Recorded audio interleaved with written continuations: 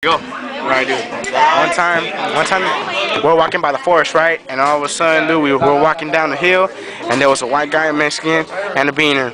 And then we went downstairs, dude, and we saw a ghost, but it wasn't a ghost. It was just Pascal smoking pot in the corner like a motherfucking crackhead. All of a sudden, dude, some fucking white boy screams and says, "Freeze, nigger!" And the nigger falls to the ground, and he shoots him right in his buttocks. He flies out the window, down the hill. There's pigs rolling on him like dirt and shit. All of a sudden, a horse comes by and just stomps on that motherfucker like if he was a cat or something.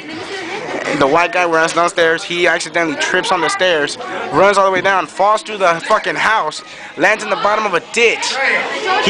Next thing you know, he finds meatloaf on the bottom of a fucking stove. He cooks it. He cooks it. He gives it to the Mexican, and the Mexican says, "Oh, thank you, my son." And then he throws down the stairs. He runs down. He's running up the stairs now. The Mexican lights his ass on fire.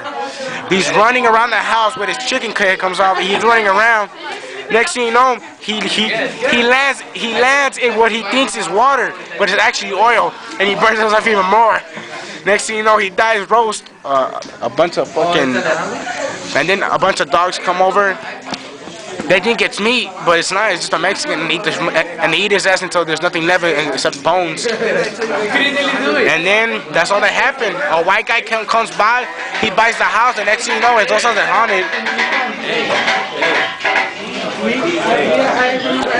That's all I can